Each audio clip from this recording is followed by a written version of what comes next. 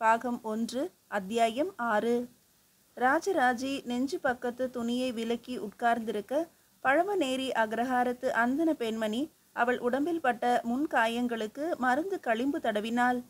மெல்ல தோளை அசைத்து திரும்பச் சொன்னாள். முதுகு பக்கம் காயம் இருக்கிறதா என்று தேடினாள். தோளிலும் விலாவிலும் இருந்த 2 காயங்களை கவனித்து பார்த்து மருந்து அப்பினாள். வேறு எங்கேனும் இருக்கிறதா என்று இடுப்பு பக்கம் பார்த்தாள். இல்லை என்று ராஜராஜி தலையசைத்தாள். வெட்கப்படாமல் சொல், இங்கு ஆண்கள் யாரும் இல்லை, தேவையில்லாமல் வெட்கப்பட்டு மறைத்து வைக்காதே. சில கருவேலஞ்செடிகளின் முட்கள் விஷமானவை, உடனடியாக மருந்து போடுவது நல்லது என்று அந்த அந்தன பெண்மணி சொன்னாள். இருந்தால் சொல்ல மாட்டேனா? கிட்டத்தட்ட பாதி களிம்பு தீர்ந்து விட்டது போல இருக்கிறதே என்றாள் ராஜராஜி. நன்றாக இருக்கிறது கதை. காயத்திற்கு களிம்பு கூட தராமல் போய்விடுவோமா? தஞ்சாவூர் பற்றி நீங்கள் தவறாக புரிந்து கொண்டிருக்கிறீர்கள் என்று நினைக்கிறேன். அரசர் சம்பந்தமான ஜனங்களுக்கும் அரசாங்க சம்பந்தமான விஷயங்களுக்கும் தஞ்சாவூர் மக்கள் உடனடியாக உதவி செய்வார்கள். அதுவும் நீங்கள் எல்லாம் சொந்த ஊர் விட்டு வெகு தூரம் பயணம் செய்து எங்கள் ஊருக்கு எங்களுக்காக வந்திருக்கிறீர்கள். இதை நாங்கள் மறப்போமா? உங்களை புறக்கணிப்போமா? சிறிது நேரம் படுத்து தூங்குங்கள். நான் விடிந்த பிறகு எழுப்புகிறேன். காலையில் எழுந்து வெந்நீர் குளித்து நாளை முழுவதும் ஓய்வெடுத்து கொண்டு பிறகு பயணப்படலாம். அந்த அந்தன பெண்மணி சொல்லிவிட்டு எழுந்து நடந்தாள். அவள் வீட்டின் முற்றம் பெரிதாக இருந்தது. முற்றத்தை சுற்றி 4 பக்கமும் அகலமான நடைகள் இருந்தன. நடைகளின் 2 பக்கமும் பெரிய அறைகள் இருந்தன. அறைகளில் கிழக்கு மேற்காக மேடை கட்டியிருந்தார்கள். கட்டிலுக்கு பதிலாய் அந்த மேடைகளிலேயே படுத்து தூங்கினார்கள். வீட்டினுடைய உத்திரங்கள் எல்லாம் பலமான தேக்கினால் கட்டப்பட்டிருந்தன. மேலே வளைவான ஓடுகளும் போடப்பட்டிருந்தன. இதனால் கடும் வெயில் காலத்திலும் உஷ்ணம் உள்ளுக்குள் வராமல் தடுக்கப்பட்டுவிடும். வீட்டை சுற்றிலும் மரங்கள் இருப்பதால் உச்சி நேரம் தவிர மற்ற நேரங்கள் நிச்சயம் குளுமையாக இருக்கும். செங்கல் சுவர்கள் மீது கெட்டியான காரை பூசப்பட்டு காரை மீது சுண்ணம் அடிக்கப்பட்டிருந்தது. தரையில் அகலமான செங்கற்கள் பதிக்கப்பட்டிருந்தன. பல பேர் நடந்து நடந்து வாசற்படி மரம் வழவழப்பாக இருந்தது.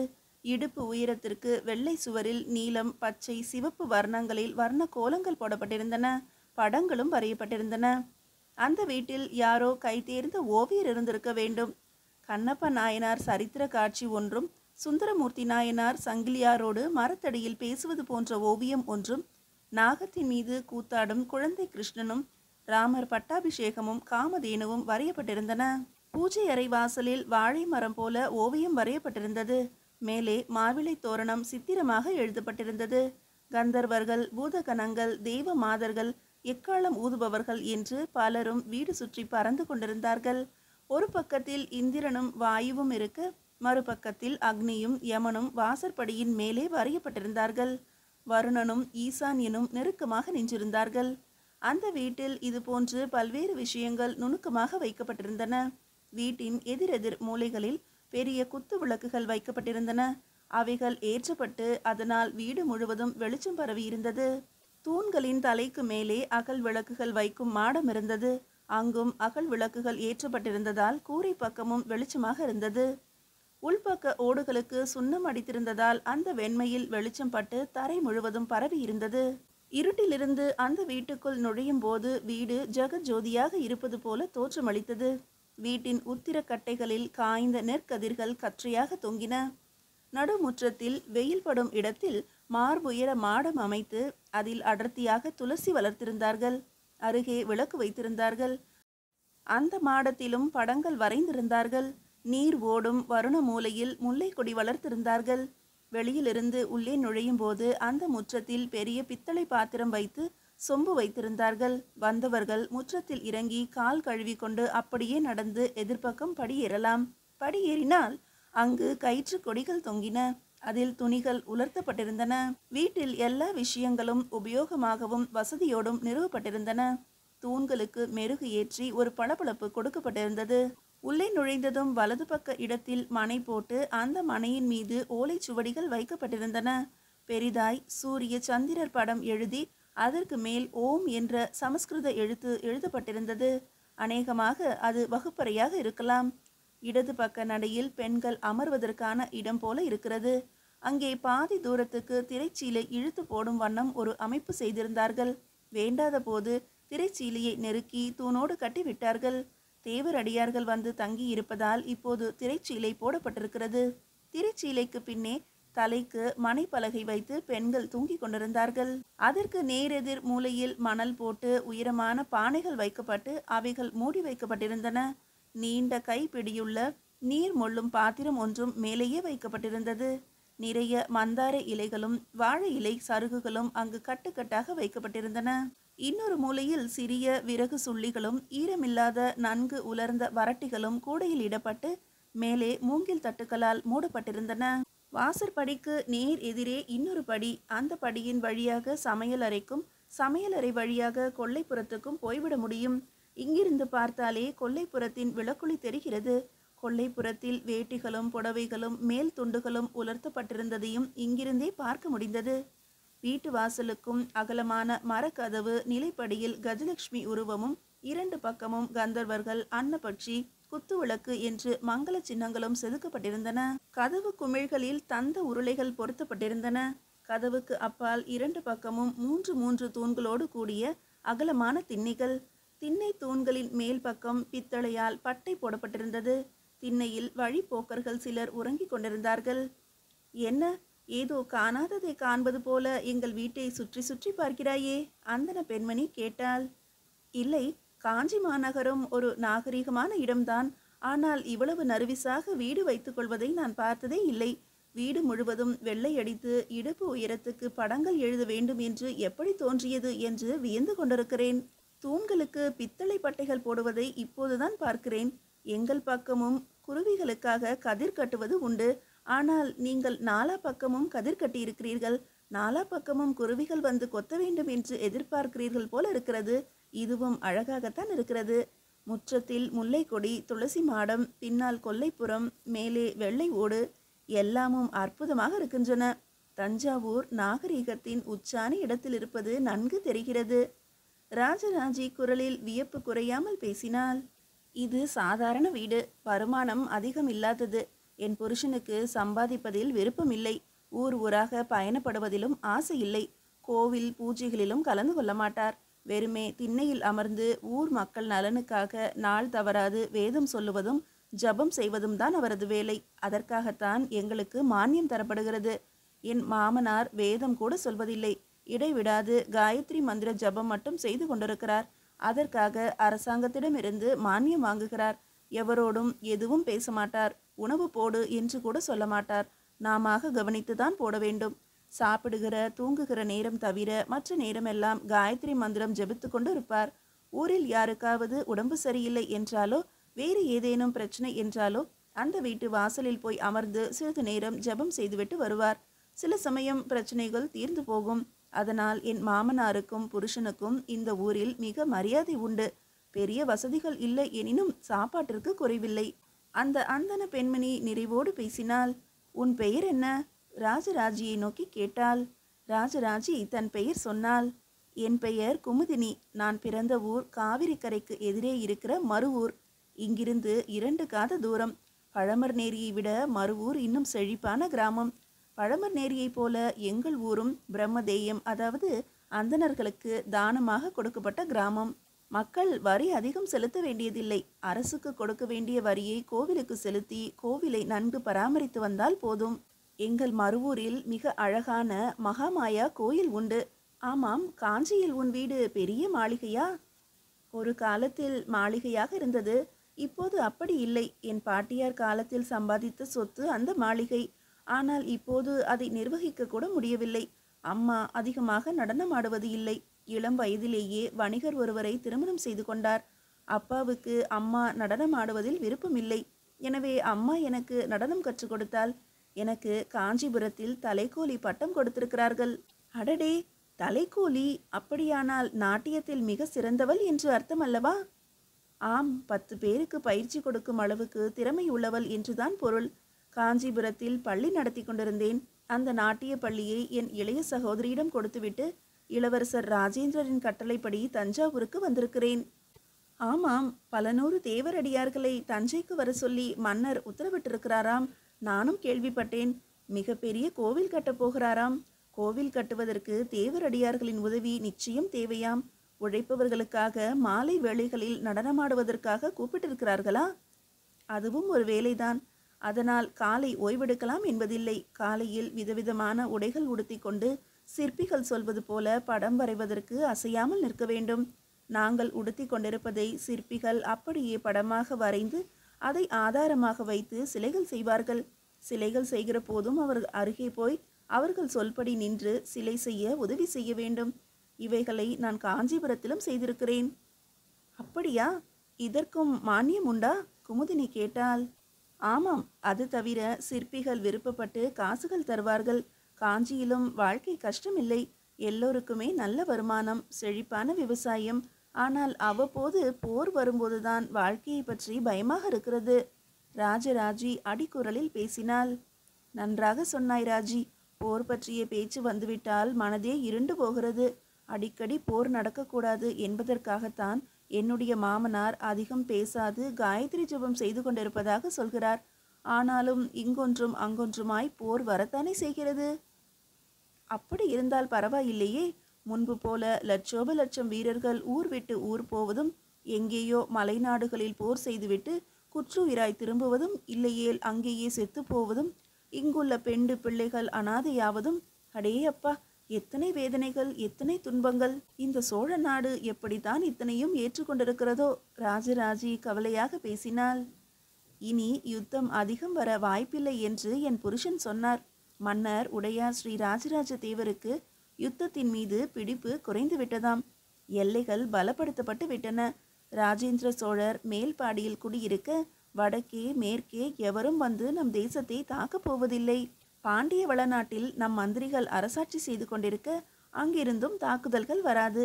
சேர தேசத்தவர்கள் அடங்கி வெகு நாட்களாகிவிட்டது. அவர்கள் நட்பாகிவிட்டார்கள். எனவே சேர தேசமும் பிரச்சனை இல்லை. கடற்பகுதியில் மட்டும் அவ்வப்போது கொள்ளைகள் நடக்கிறதாம். அதற்காக ராஜேந்திரர் கடற்படை தயாரித்து கொண்டு இருக்கிறாராம். இது மட்டும்தான் இப்போதைக்கு யுத்தம் பற்றிய செய்தி. அந்த அந்தன பெண்மணி மடமடவென்று ஊர் விஷயங்களை பேசினாள். ராஜராஜி வியந்து போனாள். பரவாயில்லையே, சோழ தேசத்தில் என்ன நடந்து கொண்டிருக்கிறது என்று மிக தெளிவாக புரிந்து கொண்டிருக்கிறீர்களே. நானாக கேட்டு புரிந்து கொண்டேனா? காதுகளில் விழுந்த செய்தி. எங்களவர் கொஞ்சம் அரசியல் ஈடுபாடு உடையவர் என்பதால் இந்த வீட்டிற்கு வந்து பல பேர் பல தகவல்கள் சொல்வார்கள். எல்லா தகவல்களையும் நான் ஒரு ஓரமாக நின்று கேட்டுக்கொண்டிருப்பேன். இதை தவிர எனக்கு ஞாபக சக்தி சற்று அதிகம்.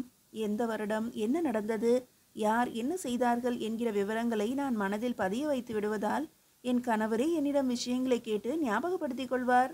ஆகா, நீங்கள் பாராட்டப்பட வேண்டிய பெண்மணி. உங்களை பார்த்த போதே நினைத்தேன், நீங்கள் மிகுந்த கெட்டிக்காரி என்று. அது போலவே இருக்கிறீர்கள். நானும் உன்னை பார்த்ததும் அப்படித்தான் நினைத்தேன் என்று அந்த அந்தன பெண்மணி ராஜராஜியை கூர்ந்து கவனித்து பேசினாள். நீ சாதாரண தேவரடியார் இல்லை. நிறைய விஷயம் தெரிந்தவள், மொழி பயிற்சி உள்ளவள். ஒரு வீட்டிற்குள் நுழையும் போதே நாலா பக்கமும் சுற்றி பார்த்து எந்த பக்கம் வழி இருக்கிறது, எந்த பக்கம் வழி இல்லை என்று தெரிந்து கொண்டுதான் அமைதியாகிறாய்.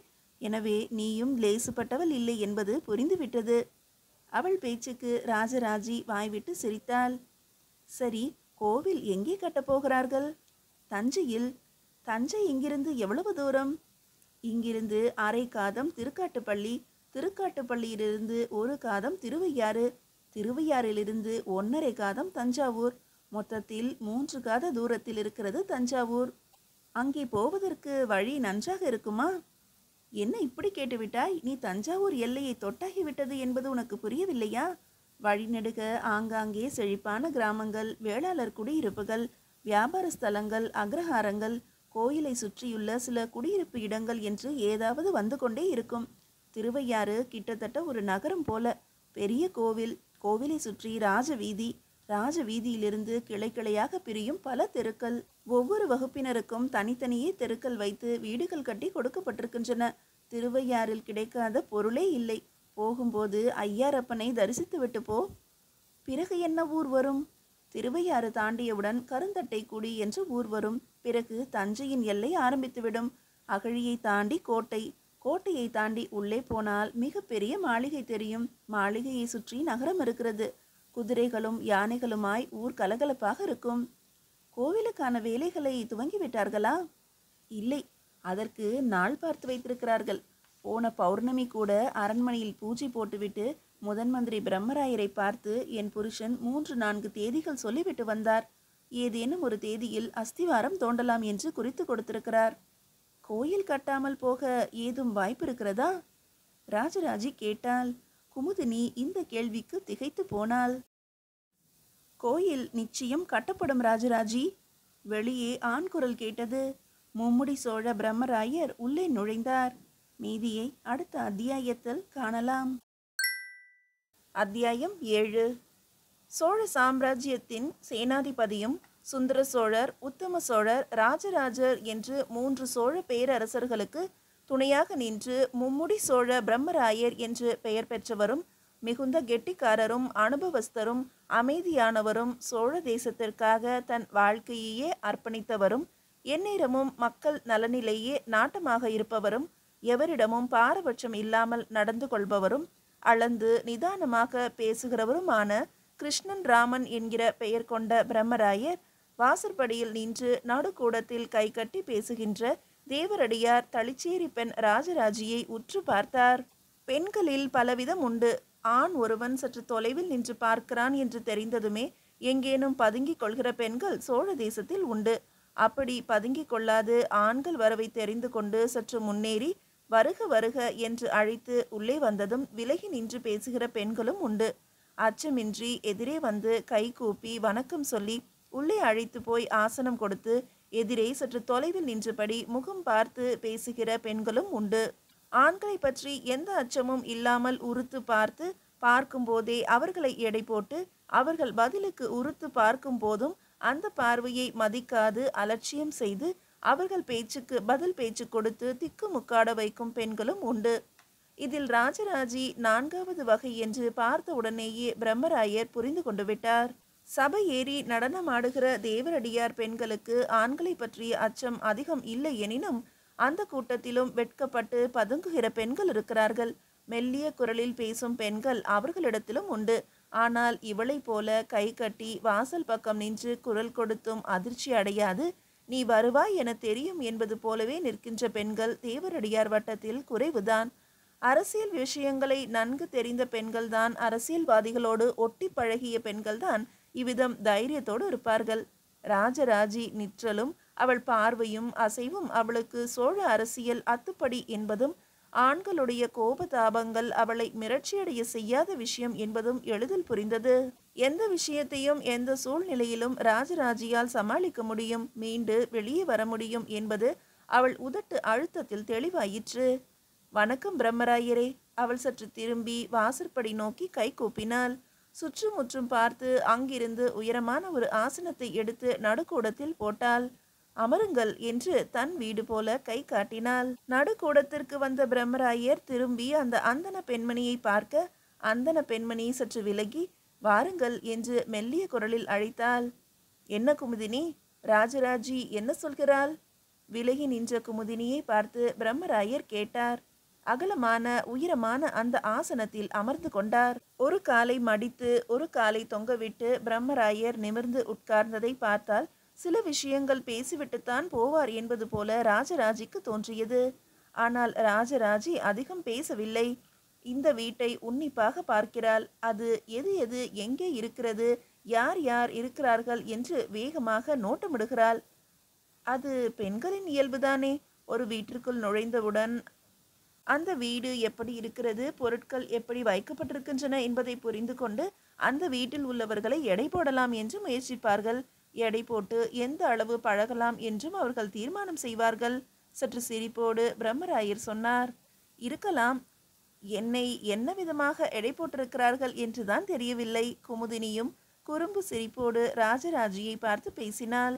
சுற்றி வளைத்து பேசுகின்ற இந்த பேச்சு ராஜராஜிக்கு சிரிப்பை கொடுத்தது. அவள் வாய்விட்டு சிரித்தாள்.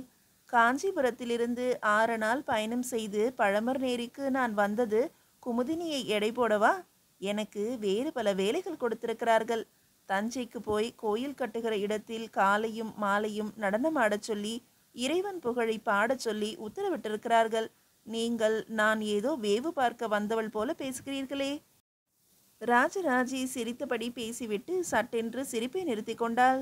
குமுதினியும் பிரம்மராயரும் லேசாய் துணுக்குற்று ராஜராஜியை உற்று பார்த்தார்கள். ராஜராஜி, உன்னை வேவுக்காரி என்றும் நீ ஏதோ அந்நிய தேசத்து பெண் போலவும் நான் நினைக்கவில்லை. சோழ தேசத்திற்காக நீ உன் உடல், பொருள், ஆவி அனைத்தையும் தருவாய் என்று எனக்கு தெரியும். இந்த மண் மீதும் நம் மன்னர் மீதும் நீயும் உன் குழுவும் எத்தனை பிரியத்தோடு இருக்கிறீர்கள் என்பதையும் நான் அறிந்தே இருக்கிறேன். ஆனாலும் திருவையாறு தாண்டி வர வேண்டிய நீங்கள் பழமர் நேரி பக்கம் வந்தது சற்று கவலையாகிவிட்டது. அதைவிட பெரிய வியப்பு, உங்கள் வருகை தெரிந்து மன்னர் அங்கே வந்திருக்கிறார், உங்களை எதிர்கொண்டிருக்கிறார். அப்படியானால் நீங்கள் திருவையாறு இல்லாமல் பழமர் நேரி பக்கம்தான் ஆறு தாண்டுவீர்கள் என்று அவருக்கும் சொல்லப்பட்டிருக்கிறது. ராஜராஜி, நான் இந்த தஞ்சை நகரத்தின் காவலன், சோழ தேசத்தின் சேனாதிபதி. நான் அறியாமல் எதுவும் இங்கு அசைந்துவிட முடியாது. எனக்கு தெரியாமல் இங்கு எதுவும் நடக்கக்கூடாது. நீயும் நானும் சோழ தேசத்தின் மீது அக்கறை உள்ளவர்கள். எனினும் எதிரெதிராக வேலை செய்கிறோமோ என்ற ஒரு பயம் எனக்குள் இருக்கிறது. ஏன் பழமர் நேரியில் ஆறு தாண்டினீர்கள்?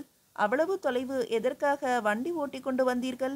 அரசருக்கு வேறு என்னென்ன செய்திகள் இன்னும் இருக்கின்றன? ராஜராஜியை பார்த்து பிரம்மராயர் கேட்டார். அங்கு மௌனம் நிலவியது. குமுதினி தொண்டையை கனைத்து, நான் வேண்டுமானால் பின்கட்டுக்கு போய்விடட்டுமா என்று மெல்லிய குரலில் கேட்க, இந்த கேள்விக்கு நீ பதில் சொல் என்பது போல ராஜராஜியை பிரம்மராயர் பார்த்தார். அவசியமில்லை. குமுதினி பிரம்மராயரின் உளவு படையை சேர்ந்தவள் என்பது எங்களுக்கு தெரியும். பிரம்மராயரின் உளவு படையில் அந்தன பெண்களுக்கு கூட பங்கு உண்டு என்பது புதிதல்ல. சிறு குழந்தைகளையும் அப்பாவியாக தோற்றமளிக்கும் வேளாளர்களையும் போர் வீரர்களையும் வியாபாரிகளையும் தச்சர்களையும் கொள்ளர்களையும் தனித்தனியே பயிற்றுவித்து அவர்களுக்கு உளவாளிகளுக்கான அடையாளம் கொடுத்து சோழ தேசம் முழுவதும் அவர்களை பிரம்மராயர் பரப்பி வைத்திருக்கிறார் என்பதும் மற்ற உளவாளிகளுக்கும் தெரியும். எதற்கு இவ்விதம் ஒருவரையொருவர் உளவு பார்க்க வேண்டும் என்று அலுப்பு வந்தாலும் சோழ தேசத்தின் நன்மைக்காகத்தான் நீங்கள் இதை செய்கிறீர்கள் என்பதை அரசியல் தெரிந்த எல்லோரும் புரிந்து வைத்திருக்கிறோம். நீங்கள் இங்கு வருவீர்கள் என்று எனக்கு தெரியும். ஒருவேளை நீங்களும் நானும் பேசுவதை இங்கு வேறு எவரேனும் கேட்பதற்கு வாய்ப்பு இருக்கிறதோ என்ற பயத்தில் இந்த வீட்டினுடைய எல்லா பக்கங்களையும் நான் உற்று பார்த்தேன். 2 பக்கமும் வாசல் வைத்து 4 பக்கமும் ஜன்னல் வைத்து இந்த வீடு ஒற்றர்களுக்கான பாதுகாப்பு இல்லாமல் இருக்கிறது.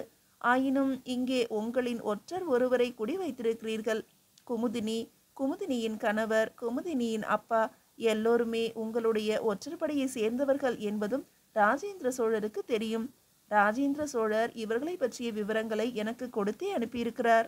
உன்னை இங்குதான் தங்க வைப்பார்கள், அந்த பெண்ணை விட்டுத்தான் பேச வைப்பார்கள் என்றும் சொன்னார். அவ்விதமே இங்கு நிகழ்ந்திருக்கிறது. பெயருக்கு 3 தேவரடியார்களை இங்கு கொண்டு வந்து விட்டுவிட்டு மற்றவர்களையெல்லாம் வேறு இடத்தில் உட்கார வைத்துவிட்டு என் வருகைக்காக குமுதினி காத்து கொண்டிருக்கிறாள். வந்தவுடன் உள்ளே இழுத்து கொண்டு போய் விட்டாள். எனவே இங்கு நான் சோதிக்கப்பட்ட பிறகுதான் தஞ்சை மாநகருக்குள் அனுமதிக்கப்படுவேன் என்பதும் நான் அறிந்த ஒன்றுதான். ராஜராஜி நிதானமாக பேசிக்கொண்டு போனால் குமுதினியும் பிரம்மராயரும் அசையாது கேட்டுக்கொண்டிருந்தார்கள். உங்களுக்கு சொல்ல 3 செய்திகள் இருக்கின்றன. இந்த கோயில் கட்டும் விஷயங்கள் இளவரசர் ராஜேந்திரருக்கு சிறிதும் பிடிக்கவில்லை. எல்லைகள் பாதுகாப்பற்று இருக்கின்றன. ஈழத்திலிருந்தும் கங்க தேசத்திலிருந்தும், ஏன் பாண்டிய தேசத்திலிருந்து கூட நம்மை தாக்குவதற்கு படைகள் வரக்கூடும் என்று ராஜேந்திரர் சந்தேகிக்கிறார். எல்லைகள் பலமில்லாத இந்த நேரத்தில் எதற்காக மன்னர் கோவில் கட்ட வேண்டும் என்று யோசிக்கிறார்.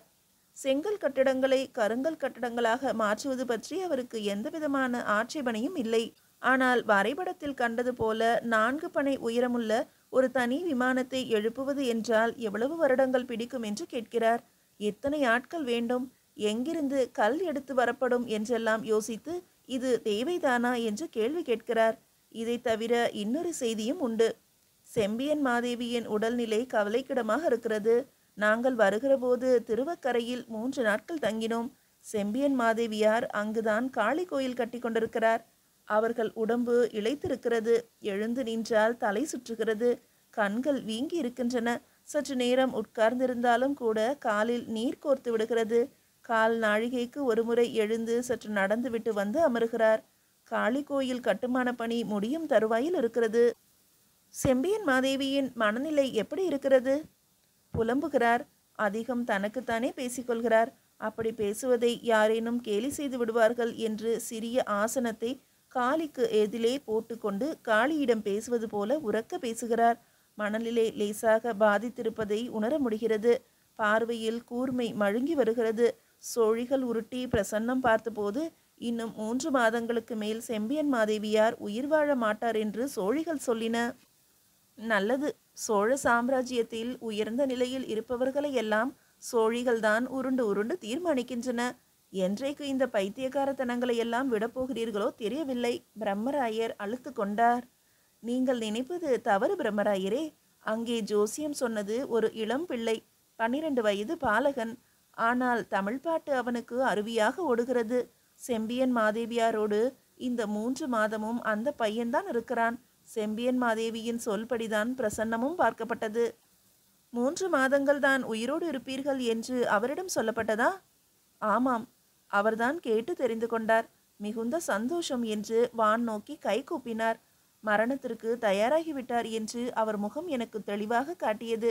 எனவே சோழ தேசத்தில் எந்த நல்ல விஷயமும் ஆரம்பிக்கும் முன்னால் செம்பியன் மாதேவியார் அவர்களை மனதில் வைத்துக் கொள்வது நல்லது என்று எனக்கு தோன்றுகிறது. நல்லது. செம்பியன் மாதேவியை பற்றிய செய்தியை ராஜேந்திரருக்கு தெரிவித்து விட்டாயா? அடுத்த 2 நாட்களில் செய்தி அவருக்கு போய்விட்டது. செம்பியன் மாதேவி பற்றி ராஜேந்திரர் என்ன நினைக்கிறார்? அவருக்கு செம்பியன் மாதேவி செய்கின்ற செலவுகள் பிடிக்கவில்லை. பண்டாரத்தில் கை வைத்து பொன்னை அள்ளிக்கொண்டு போவதில் விருப்பமே இல்லை. சிற்பிகளுக்கு தேவைக்கு அதிகமாக சம்பளம் கொடுத்து அவர்களை ஊதாரியாக்குகிறார்கள் என்று கோபப்படுகிறார். ஒரு காலாட்படை வீரருக்கு ஒரு நாளைக்கு ஒரு செப்பு காசு சம்பளம். ஆனால் ஒரு சிற்பி அன்று வேலை செய்தாலும் செய்யாவிட்டாலும் 2 அல்லது 2.5 செப்பு காசுகள் சம்பாதித்து விடுகிறார். ஒரு சிலை வடிக்க அவருக்கு கொடுக்கப்படுகின்ற காசு மிக மிக அதிகம் என்று ராஜேந்திரர் கோபமாக குறிப்பிடுகிறார். சிற்பிகளுக்கு இப்படி காசு அதிகம் கொடுத்துவிட்டால் படை வீரர்கள் நொந்து போகிறார்கள். வேலையும் கத்தியையும் வீசிவிட்டு சுத்தியலும் உளியும் எடுத்துக்கொண்டு பாறையில் கோடு போடலாமே என்று வீரர்கள் சொல்கிறார்கள். குறிப்பாய் திருவக்கரை சிற்பிகளுக்கு அதிகமாக சம்பளம் கிடைக்கிறது. பூமியிலிருந்து கல் தோண்டி யானையை வைத்து இழுத்து கொண்டு வருகிறவர்களுக்கு சிலை செய்பவர்களை விட அதிகமாக காசு கிடைக்கிறது. பெரிய பாறையாக எடுத்துக்கொண்டு வந்துவிட்டால் அதை பார்த்து வியந்து போய் என்ன தருகிறோம் என்று தெரியாமல் செம்பியன் மாதேவியார் அள்ளி கொடுத்து விடுகிறார்கள். இதனால் வணிகர்களை விட, விவசாயிகளை விட, படை வீரர்களை விட, நெசவாளர்கள், கருமாறல்களை விட சிற்பிகள் அதிக வசதியோடு இருக்கிறார்கள். அவர்களுக்கென்று தனி வீடுகள் கட்டி கும்பலாக வாழ முயற்சிக்கிறார்கள். இது நல்லதல்ல. மக்களிடையே இது பிளவை உண்டாக்கும் என்று ராஜேந்திரர் கவலைப்படுகிறார். பிரம்மராயர் தலையசைத்தார். புரிகிறது, ராஜேந்திரரின் கவலை நியாயமானதுதான். ஆனால் கிட்டத்தட்ட 11 அடி உயரமுள்ள துர்க்கை சிலையை நீங்கள் பார்த்தால் திகைத்து போவீர்கள். திருவக்கரை காளி சிலை அவ்வளவு அழகு. அரை பத்மாசன நிலை. ஒரு காலை தொங்கவிட்டு இன்னொரு காலை மடித்து அதே நேரத்தில் வெட்டி விடுவேன் என்று எழுந்திருக்கிற ஒரு வேகத்தோடு, பல கைகளோடு, லேசான கண்டிப்பு நிறைந்த பார்வையோடு, விதவிதமான ஆயுதங்களோடு, மிக பளபளப்பாக கற்பூர ஜோதி கண்களில், கன்னத்தில், உதட்டில் தெரிக்கும்படி வடிவழகோடு செய்யப்பட்டிருப்பதை பார்த்தால் எத்தனை கொடுத்தாலும் ஈடாகாது என்றுதான் தோன்றுகிறது. குமுதினி உரத்த குரலில் பரவசமாக பேசினாள். நானும் கேள்விப்பட்டேன், வக்ரகாளி மிக அழகாக வந்திருக்கிறது என்று. இப்போது அங்கு என்ன நடந்து கொண்டிருக்கிறது? பிரம்மராயர் ராஜராஜியை கேட்டார். காளி சிலையை நெல்லில் குவித்து வைத்திருக்கிறார்கள். சிலை பெரிதாக இருப்பதால் அரை பனை உயரத்திற்கு நெல் குவிக்க வேண்டியதாகி விட்டது. சுற்றுப்பற்றுள்ள எல்லா வேளாளர்களிடமிருந்தும் நெல் வாங்கி சிலை மீது கொட்டப்பட்டிருக்கிறது. எனவே திருவக்கரை பக்கம் நெல் கிடைப்பது சற்று கடினமாக இருக்கிறது. காஞ்சிபுரத்திலிருந்தும் செய்யாறிலிருந்தும் நெல் வருவதற்கு ஏற்பாடு செய்யப்பட்டிருக்கிறது. திருப்பாதிரி புலியூரிலிருந்தும் திருவதிகையிலிருந்தும் நெல் வண்டிகள் வர துவங்கிவிட்டன. ஆனால் செம்பியன் மாதேவி ஒற்றைக்கு 2 விலை கொடுத்து அந்த நெல் வண்டிகளை வர சொல்லியிருக்கிறார். ஊரில் எல்லா பண்டங்களின் விலைகளும் உயர்ந்திருக்கின்றன. மக்கள் முணுமுணுக்க துவங்கிவிட்டார்கள். அதிகம் பாதிக்கப்படுவது விவசாயிகள் தான் என்று பேசிக்கொள்கிறார்கள். இதைவிட முக்கியமான செய்தி ஏதும் உண்டா? உண்டு. என்ன அது? பிரம்மராயர் கவலையோடு கேட்டார். மாமன்னரின் மூத்த சகோதரர் ஆதித்த கரிகாலர் அவர்கள் கொலை செய்யப்பட்டதை ராஜேந்திர சோழர் நாட்டிய நாடகமாக தயார் செய்ய சொல்லியிருக்கிறார். போன பௌர்ணமி அன்று அது அரங்கேறியது. நாடகத்தை பார்த்து கொண்டிருந்த ராஜேந்திரர் திடீரென்று எழுந்து கதறி அழுதார். நாட்டிய நாடகத்தை நிறுத்தச் சொல்லிவிட்டு சபையிலிருந்து வெளியேறிவிட்டார். குதிரை ஏறி 6 வீரர்கள் பின்தொடர வீரநாராயணபுரம் ஏரிக்கு போனதாகவும், அங்கு போய் எந்த இடத்தில் ஆதித்த கரிகாலனுடைய உடம்பு மிதந்ததோ அந்த இடத்தை பார்த்து கை கட்டி வெகுநேரம் நின்றதாகவும் தனக்குத்தானே பேசிக்கொண்டதாகவும் எனக்கு தகவல் தரப்பட்டது. எவ்வளவு மோசமான இழிவான ஒரு கொலை நடந்திருக்கிறது! இதை சமணப்படுத்தாமல் வெறுமே கோயில் கட்டி கொண்டிருப்பதில் என்ன புண்ணியம் என்று ராஜேந்திரர் புலம்பியதாகவும், எந்த இடத்தில் ஆதித்த கரிகாலருடைய உடம்பு மிதந்ததோ அந்த இடத்தில் கங்கையால் ஒரு ஜலஸ்தம்பம் எழுப்புவேன் என்று வாள் நுனியில் சத்தியம் செய்ததாகவும் எனக்கு தகவல்கள் வந்தன. வெகு விரைவில் வடக்கு நோக்கி அவர் பயணப்பட போகிறார். கங்கையிலிருந்து குடம் குடமாய் நீர் கொண்டு வந்து வீரநாராயணபுரம் ஏரி முழுவதும் சாய்த்து ஆதித்த கரிகாலனுடைய மனக்கேதம் தீர்ப்பதற்கு பிரார்த்தனை செய்ய போகிறார். சோழ சாம்ராஜ்யத்தின் கருப்பு நாள் என்று ஆதித்த கரிகாலனின் இறந்த நாளை அனுஷ்டிக்க வேண்டும் என்று சொல்லி இருக்கிறார். வருடா வருடம் அன்றைய தினம் ஏதேனும் படையெடுப்பு நடத்தி எல்லைப்புறத்தில் இருக்கின்ற நாடுகளை பயமுறுத்த வேண்டும் என்று தீர்மானித்திருக்கிறார். வீரத்தை வளர்த்து கொள்வது அல்லாது வேறு எது செய்தாலும் சோழ சாம்ராஜ்யம் நிலைத்து நிற்காது என்று பேசியிருக்கிறார். சோழ சாம்ராஜ்யத்துக்கு எதிராக ஒரு சிறு அசைவு ஏற்பட்டாலும் அந்த அசைவை ஏற்படுத்துபவர்கள் மிக கடுமையாக தண்டிக்கப்படுவார்கள் என்றும் எச்சரித்திருக்கிறார்.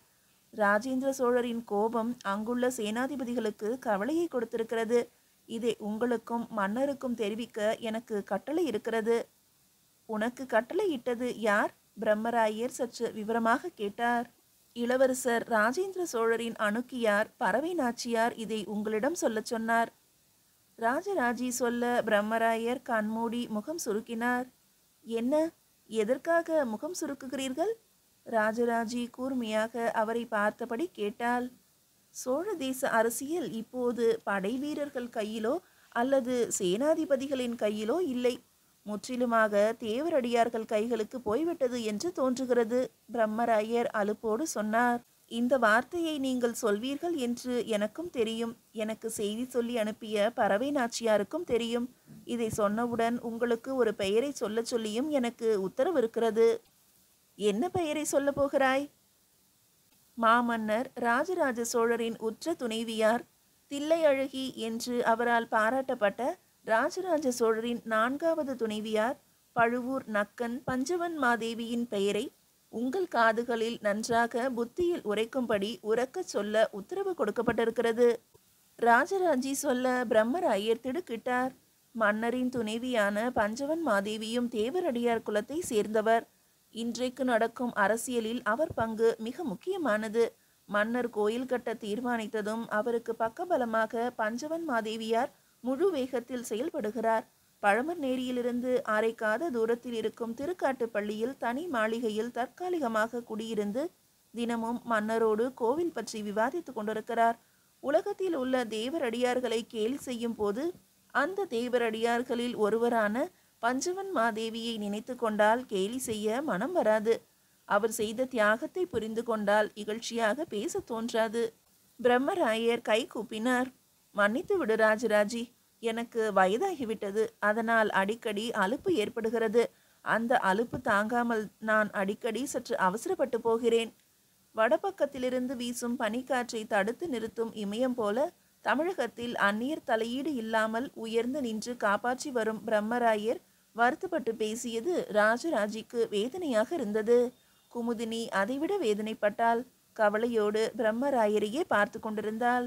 வாசலில் மன்னர் வருகிறார் என்ற சிறு பறை முழக்கம் கேட்டது. மூவரும் பரபரப்பானார்கள். மீதியை அடுத்த அத்தியாயத்தில் காணலாம்.